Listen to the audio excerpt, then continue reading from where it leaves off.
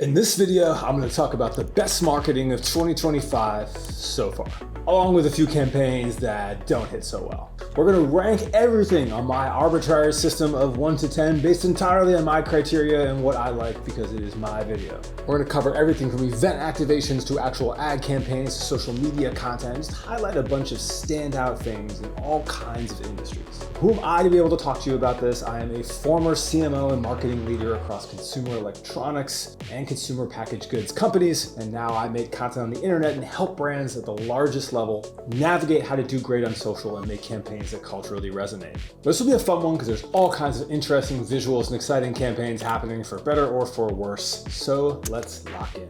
So I'm going to start off with one of the most interesting and culturally relevant yet also particularly controversial campaigns, and that is The Ordinary releasing cheap eggs in New York City at 3:37. So if you aren't familiar with The Ordinary, you're probably not alone. They are a clinical skincare company noted for their kind of no-nonsense approach and branding and being very focused on the science behind their products. And they've grown to quite an impressive size with that. But what they've never had is anything that's kind of gotten them outside of the box or showed any really element of personality for the brand. They've been dead focused on the product, which makes complete sense. You can scale to a certain level as a brand with only focusing on that. But they decided at some point that we need to go bigger. We need to be doing things that are more interesting. And so they collaborated with Mischief, yes, the Mischief of Big Red Boots fame, amongst others, as a beauty brand providing cheap groceries when everyone is talking about the price of eggs. So the conversation is, what does this actually do for them? So first, it enters them into a much bigger conversation. This became a cultural moment talked about from everything from news media to social media influencers, where people could actually go and capture it. They did it in New York, which is the epicenter of being able to launch things like this. But they also caught plenty of controversy as a company that is notoriously vegan. Offering eggs is something particularly unvegan, and thus the comments on their posts, as you can see here when you scroll, absolutely went off with these really complicated conversations around, aren't you cruelty-free and yet you're selling eggs? I'm not going to dive into the depths of people that care about that kind of stuff on the internet, but you will note that that controversy is part of what propelled this to its 114,000 likes. And I do think for a brand that is getting very little attention,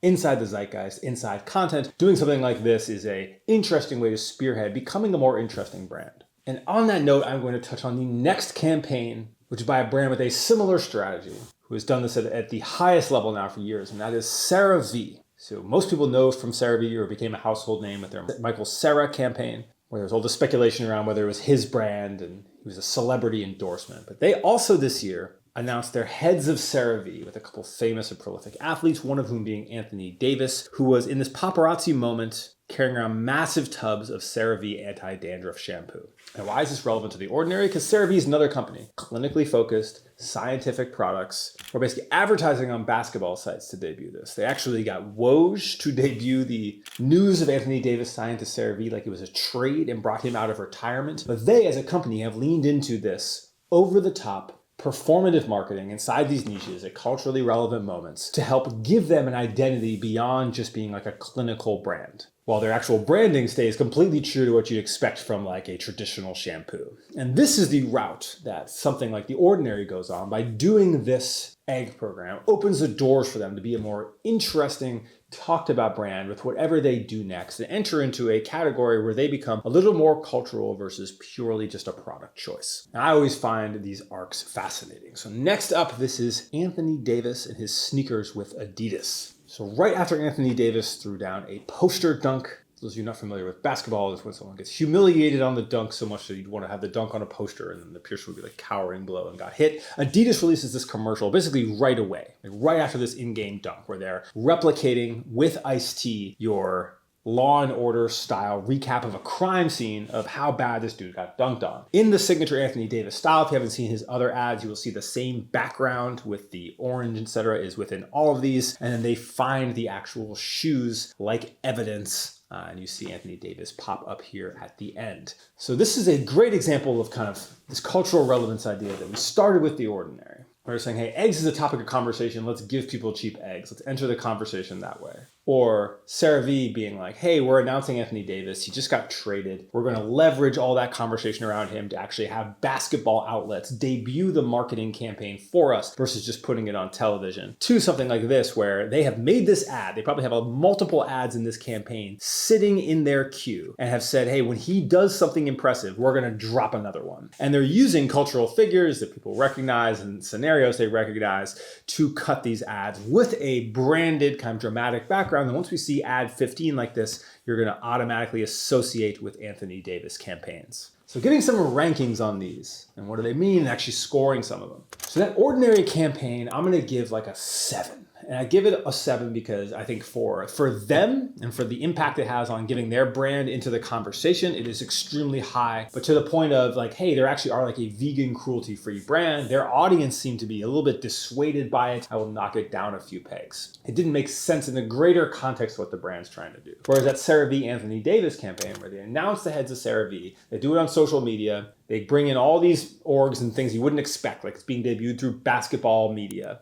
Part of a multi-step campaign where they're announcing these heads, community gets involved. You can kind of see the full span of a way to a group that really understands marketing. I would give that a 10. And then this Anthony Davis style on this, I would also be giving what they are doing, putting out his shoes and the marketing around it. I would give that a 10 as well. All right, so I'm going to teach you about a piece of software you can add to your marketing toolkit that is super useful if you are trying to stay relevant with everything that's going on right now. So this is Particle, who is the sponsor of this video. But why they're really interesting for marketers is you can go into any brand that's on the platform, which is the majority of the brands that are on Shopify. And you can actually see the data like I look at here, which will show you things like rates sold and average discount and see what people are doing for sales. They also have this events tab in here where they basically summarize changes that get made from the brand. So for instance, Glossier launches this new merch item on April 11th. It tells you the revenue. They saw sales revenue of $3.1 thousand. That merch item generated 6.7K in sales and 5.8 the following day. It notes when they put launches on their homepage. You can go back and get historicals about where brands did what. And right over here, I can click into assets and I can see things like meta ads and emails that they're running and the styles that they're using.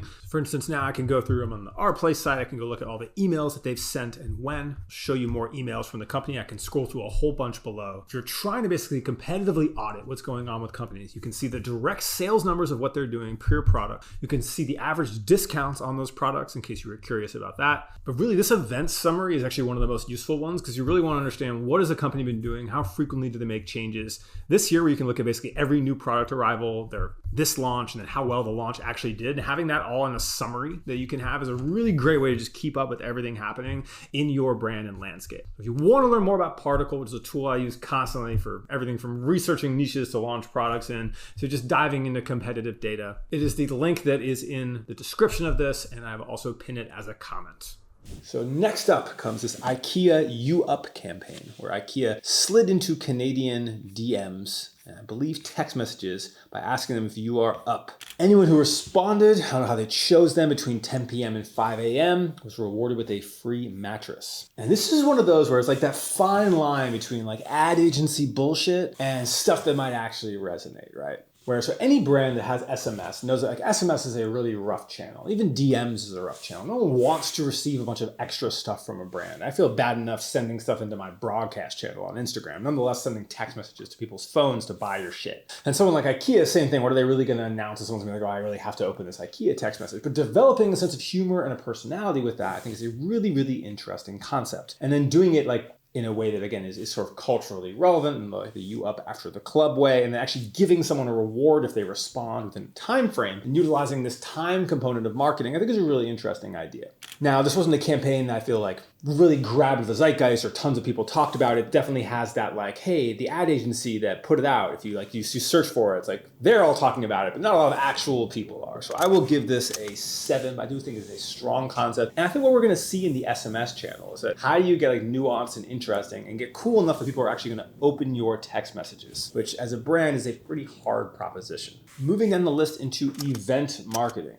This Pinterest campaign was an interesting one. To kick off Coachella, they invited Chappelle Roan's creative director to create an installation where people could collage together. You can remix yourself at Coachella. Now, I do love this idea. They're connecting to the brand, and they're giving people something they can leave the event with. And I'm a massive fan of this for events. Events where you actually get to create something, where you get to leave with a thing that you are proud of from a creative standpoint, where people get to participate in something, maybe learn skills beyond them. I absolutely love. I spent some time working with a group called the Shoe Surgeon. We used to do these workshops. We had like the NFL will come to a workshop, or a brand would come to a workshop. They customize sneakers at the actual spot. And you could see anything from like the NFL events were with like disenfranchised kids or whatever it is. And they would leave so stoked and happy that they got to go create this thing. But also even when you did a corporate workshop, people would like put a lot of care and intensity like making something interesting for them and being like, wow, I'm capable of more than I expected. So I love that for brands. It was an amazing way to have it resonate. Arc'teryx did something like this back in the day too, where they partnered with artists. You could bring your Arc'teryx and they would like screen print it or do customization. Love that. And this is a fun idea too for Pinterest at Coachella. I am curious to see what the social element of this is. Are they going to be able to get a bunch of people here? Are people going to be posting these really sick collages? Can they get them sent to their house? Whatever it looks like, but it was a creative and interesting campaign to do for a festival activation, more so than just having a house that people can hang out at. So I'm going to go ahead and give Pinterest an 8 here. But we'll follow up once the actual campaign is finished. So speaking of campaigns that have interest or attention, I think that's like half the battle, right? You can come up with these interesting campaign ideas. IKEA can do this You Up campaign, but the only people that talk about it are other advertising people, advertising executives. Does it actually matter?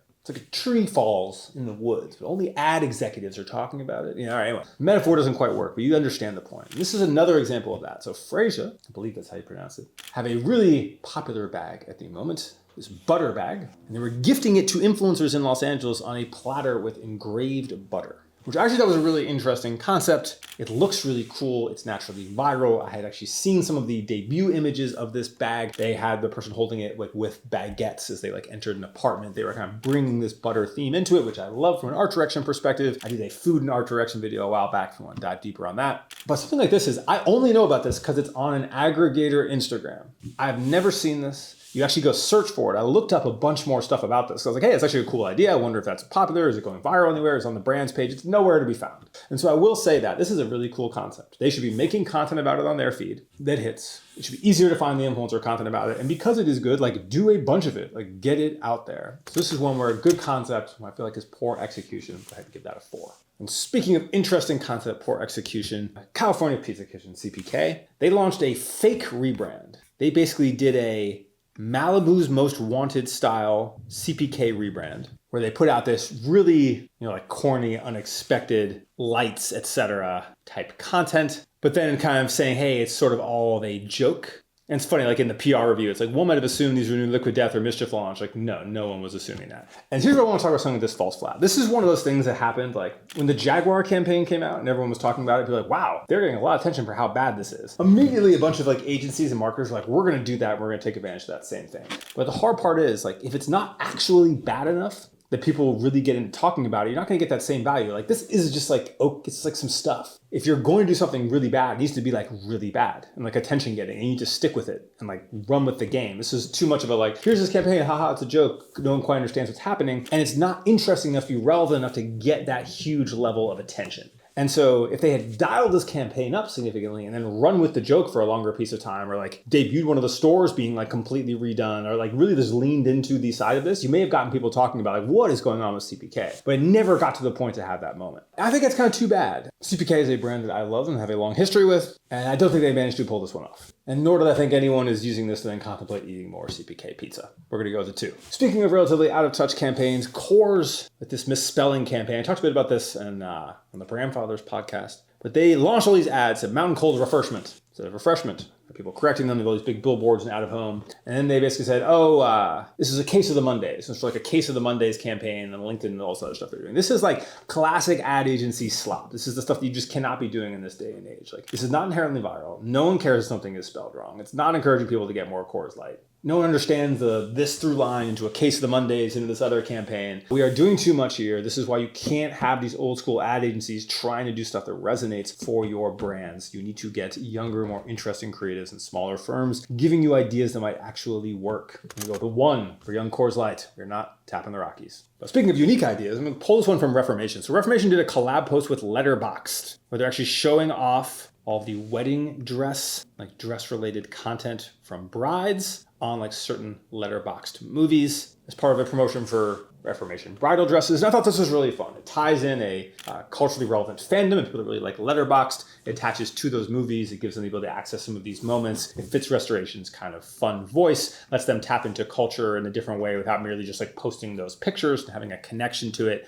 I think they had a little more in-depth stuff that was happening on the in actual Letterboxd itself. I like it. It's a fun and interesting, different way to do it in a content collab, fun way to leverage a fandom on social media. I'll go ahead and give that an 8. And over in the world of celebrity, Havaianas is trying to bring flip-flops back. I think we are actually in the natural order of things, in the, hey, trends come back every 9 years or 13 years, whatever the cycle is. We are at the time where flip-flops may just come back this summer. If it's not this summer, it's probably next summer. I say this for better or for worse. The Havaianas has a vested interest in wanting to make that as aggressive a campaign as possible, that we are going to bring back Havaianas. So look, this summer, Havaianas, eyeshadow. God knows what we're going to have come hit, but like, this is what's happening. And they said Gigi Hadid is the person right now. So our global spokesperson to actually push this over the limit. And she's in ad campaigns. She's talking about her love for Havaianas and how this is coming back. It's a good looking campaign. But my biggest question, something like this, is like, does she have the influence level to push Havaianas over the edge into being something everyone wears? Or would they have been better off just sending like 5,000 pairs of Havaianas to every conceivable influencer and then sponsoring several TikTokers for the same rate that comes up to it and probably gotten a bigger and better cultural response? Someone I've seen do some stuff like that really well is Coach. I definitely think so.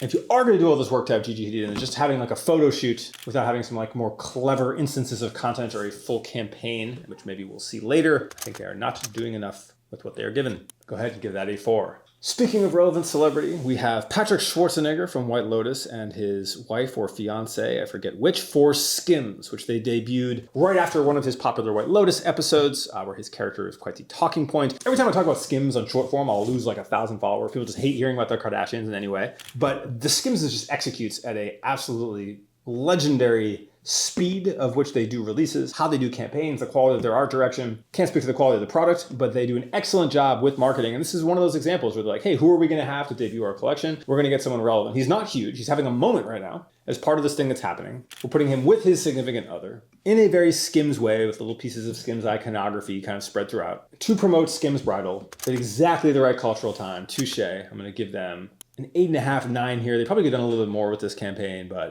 it doesn't matter because they crushed it. But they were not the only brand leveraging the White Lotus. Also, The Gap with Parker Posey, another kind of the many viral characters happening from there. And this is a Gap, like a classic Gap dance campaign. So Gap is always known for these kind of big dance routines. She is a very viral person, very relevant to the older Gap demographic. I feel like Gap is trying to split how they're doing their sales, half towards like, can we get the Tyla crowd, half towards, hey, can we just maintain these like millennial Gap people who have some Gen X who have some favorable thoughts on our brand. And they are definitely going for the higher end of that here in a kind of fun way. You'll notice they try to circumvent it while having some youthful people around her, but they're staying true to the brand. They're using a culturally relevant person in a culturally relevant moment who might actually wear their clothes. And for Gap, this is an excellent job. I will give it a 9. I did ask my wife if this would be convincing her to buy some khakis. The answer was no.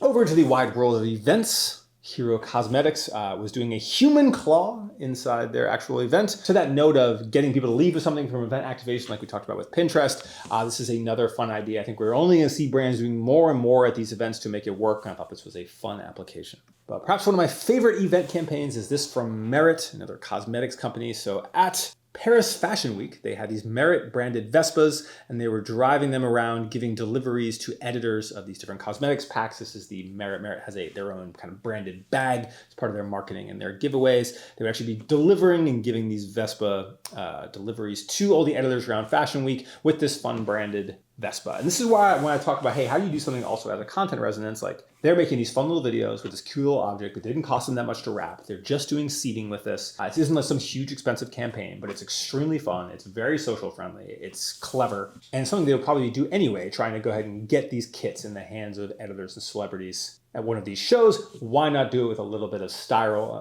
and perhaps some virality? And the last campaign that I want to talk about was this one. It was April Fool's related. I typically am not an April Fool's fan, as you may have gathered, but I did enjoy this from my friends at Ladder, who had talking about basically gym bodyguards or ladder guards available through the app for people that are tired of getting looked at in the gym. I like this because it's so social friendly, because it's such a funny skit. And I don't know if y'all had seen, there was that video of like these girls traveling somewhere and they were having their bodyguards like bring them matcha, which I imagine was part of the inspiration for this. But that whole concept of like bodyguards doing something for somebody is like always, I think, like a fun social vehicle. And the fact that they were able to kind of do this, they put out kind of 2 videos around it. But it works so well for like funny social stuff. And they're able to throw the ladder branding and show the app in there in a way that doesn't hurt their virality with the concept whatsoever. And I think that is a great note as well. So I want to shout out to them for like a native first, making one piece of content to get their entire piece. I guess there's 2 videos, 1 concept to get this like quick campaign out there. I think they did an excellent job with this.